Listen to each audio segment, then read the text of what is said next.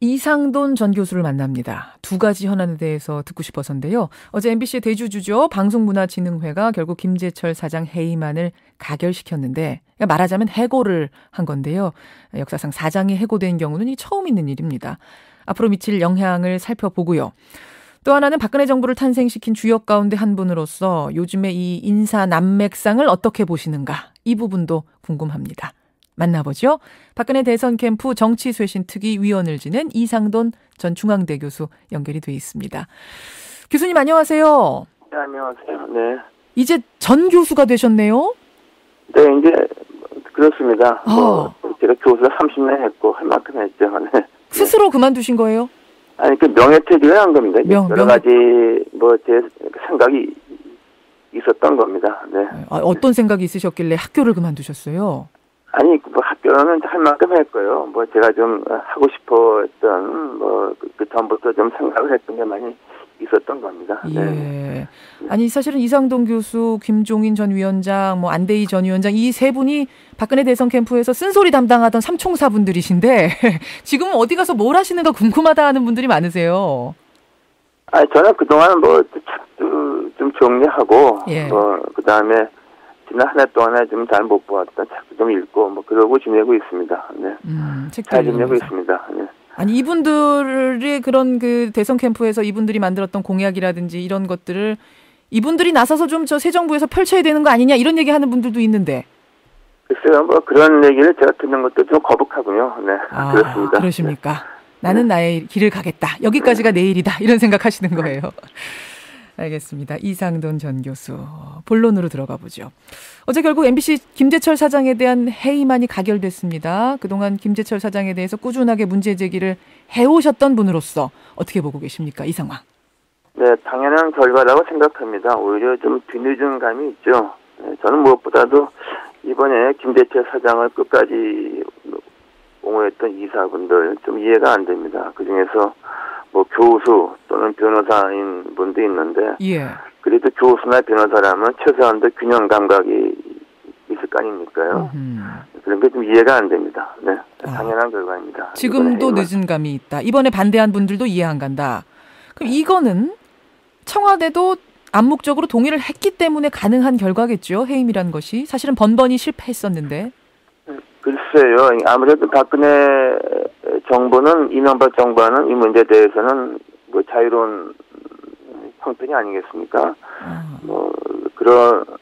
제가 생각해도 구태여 김재철 일병을 구할 필요는 없었겠죠. 네. 김재철 일병을 굳이 이 정부가 구할 필요 없었다.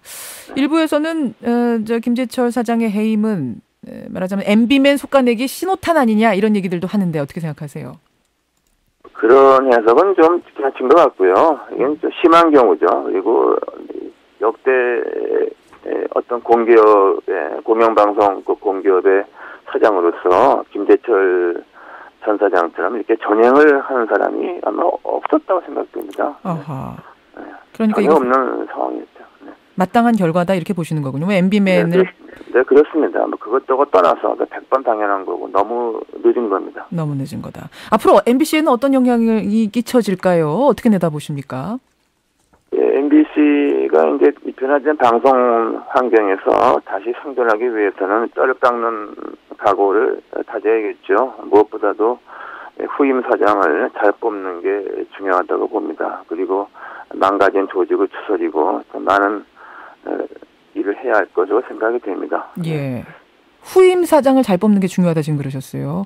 예. 그 부분이 사실은 최대 관심사인데, 김재철 사장은 갔습니다만 제2의 김재철, 즉 또 다른 낙하산 사장이 오는 건 아니냐. 즉 지난번에는 이명박 대통령 측근이었다면 이번에는 박근혜 대통령 측근이 오는 건 아니냐, 이런 우려도 나오는데 어떻게 보세요? 네, 저는 공영방송 사장 또는 공영방송 이사장 이런 분들은 야당이 볼 때에도 100% 동의는 못해도 그래도 납득할 수 있다. 이런 인물이 돼야만 제대로 그 방송이 굴러간다고 봅니다. 일방적인 임명이 항상 좀 문제였죠.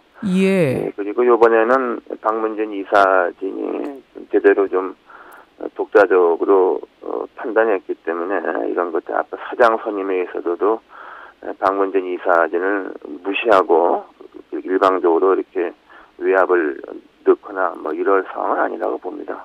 야당이 납득할 만한 인물이 와야 한다. 그 얘기는 야당도 납득할 만한 인물이 되어야 된다는. 야당도 납득할 만한 인물. 그렇다면 일단 뭐 친박계 의원이나 전 의원이나 이런 분들, 친박이라고 분류되는 분들이 온다 그러면 일단은 좀 납득하기가 어려운 상황이 될 수도 있겠네요. 네, 그것은 뭐 친박이나 비박이나 그런 걸 떠나서 그 사람이 좀 걸어온 길이 있지 않습니까요? 뭐 그 사람 대체로 이제 그 계통에 있는 분들은 되게 압니다. 그런 거를 볼 때 어떤 경우는 뭐 합당할 수도 있겠죠. 반드시 뭐 어떻게 하면 안 된다. 뭐 이런 거 아니라고 생각합니다. 예, 지금 거론되는 인물들이 지금 사내도 있습니다. 예를 들면 이진숙 본부장이라든지 권재용 전 앵커 같은 이런 분들 이름이 오르내리는데 어떻게 생각하세요? 저는 그중에서 이진숙 본부장 같은 사람은 김재철 사장과 같이 책임을 져야 할 입장이 아닙니까? 그런 것은 그런 사람은 아니라고 봅니다. 되지도 않을 겁니다. 네. 예, 야당이 납득할 만한 인물은 그런 분들은 아니다. 적어도. 절대로 아니라고 봅니다. 절대로 아니라고 생각하신다고요. 방통위원장으로 최근 친박계 이경재 전 의원이 왔습니다. 이것을 놓고서 이제 너무 가까운 대통령과 가까운 분이 방통위원장으로 온 것이 마치 예전에 최시중 전 위원장 왔을 때처럼 느껴진다는 분들도 계세요. 그래서 MBC 사장도 대통령 측근 오는 거 아니냐 이런 얘기도 나오는 거고요. 여기에 대해서는 어떻게 생각하세요?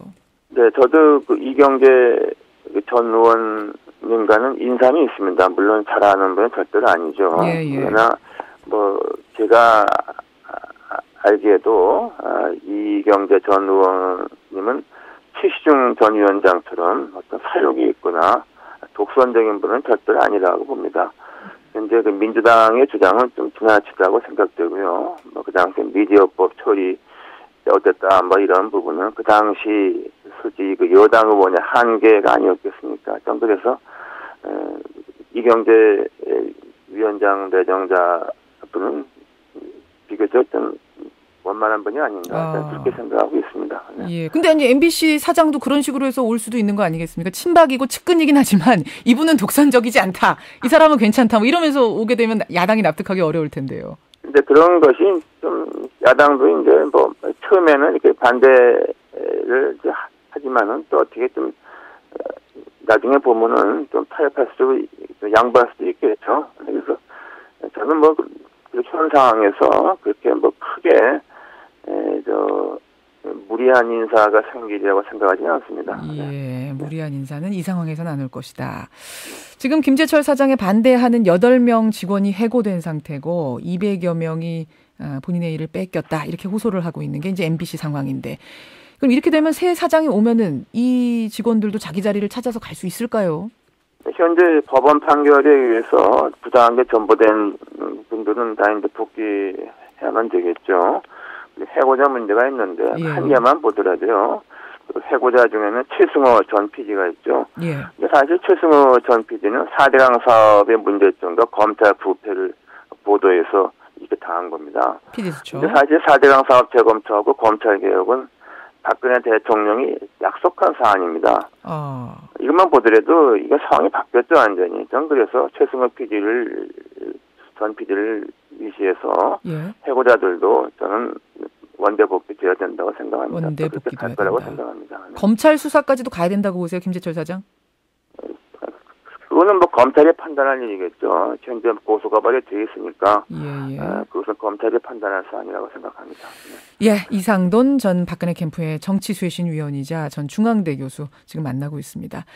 박근혜 대통령 취임 이제 한 달 됐는데요. 여기저기서 인사가 문제다. 제일 문제는 인사다. 이런 얘기 나오는데 교수님도 동의하십니까? 네, 그건 현재 뭐 일반적인 뭐 상식이 되어버렸습니다. 그래서 뭐 온 언론에서 그것에 대해서 비판을 하고 사실 이런 초기 인사 때문에 처음 대통령 취임하자마자 지지도가 40%대 어떤 일각의 조사에서는 그 미만으로 떨어졌지 않습니까? 44%. 상당히 좀 위기라고 생각합니다. 닉슨 대통령이 워터게이트로 물러났을 때에도 지지도는 30% 가까이 됐었거든요. 30%는 기본이 있는 겁니다. 그래서 임기 초에 이런 상황은 범상한 일은 아닙니다. 네. 닉슨이 물러날 때도 30%는 됐다. 그 얘기는 그때만큼이나 지금 위험하다고 보세요? 그만큼 임기 초에 이렇게 대통령 지지도가 낮은 것은 적어도 어떤 나라에서 어떤 정부에서도 굉장히 보기 드문 상황이죠. 굉장히 그 정도도 보기 드문 좀 상황. 국민들이 찍었던 유권자들도 많이 돈을 돌린 거다 이렇게 보여지는 겁니다. 아니 왜 이런 일이 벌어졌다고 보십니까? 지지율이 저도 50% 넘었던 대통령 후보자인데. 그것도 제가 묻고 싶은 말인데요. 예. 인사가 처음부터 단추가 잘못져서 계속 좀 잘못 가고 있고 지금도 중요 인사가 안 끝났으니까 현재 진행 중인 상황이라고 보겠습니다. 박 대통령의 불통, 나홀로 수첩 인사 스타일이 문제다 이런 지적들 나오는데 옆에서 보신 분으로서 이런 부분이 문제가 될 수 있었을 거라고 보십니까? 글쎄요, 제가 좀 많이 좀 잡았을 때는 그 당시로서는 총선 앞두고 매우 어려운 시기였고 경선도 상당히 좀 인신 공격도 많았고 그래서 좀 쉽지 않은 상황이었기 때문에 제가 느꼈던 그때하고 지금하고는 좀 많이 좀 다른 것 같습니다. 그래서 저는 어디까지나 박근혜 대통령이 작년 7월달에 대통령 출마 선언을 할 때 당신께서 경제민주화와 복지를 자기가 꼭 이루겠다. 깨끗하고 투명한 정부를 꼭 만들겠다는 그런 국민과의 약속, 여기에 부합하는 인사, 거기에 부합하는 정책을 펴줬으면 하는 그런 바람입니다. 예. 지금 장차관급 인사는 6명이고요. 여기다가 헌재 소장 후보자였던 이동읍 후보자까지 하면은 7명이 줄줄이 자진 사퇴를 하는 이런 상황인데 예상이나 하셨어요? 이런 상황? 예상보다도 이런 상황을 떠나서 처음에 인수위 제가 느끼는 거나 일반 사람이 느끼는 것 같지 않겠습니까?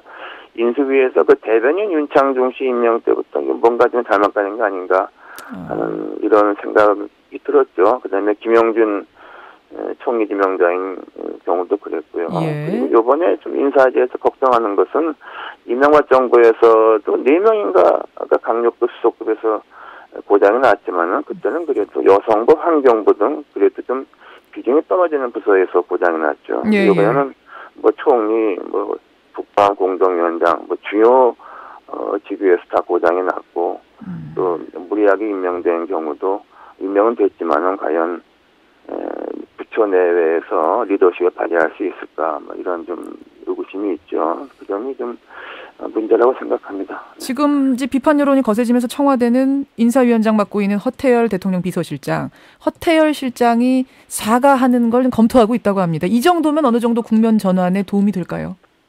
근데요, 지금은 사과를 할 때가 아니고 좀 빨리빨리 좀 마무리를 져야 할 때가 아닌가 합니다. 지금 사과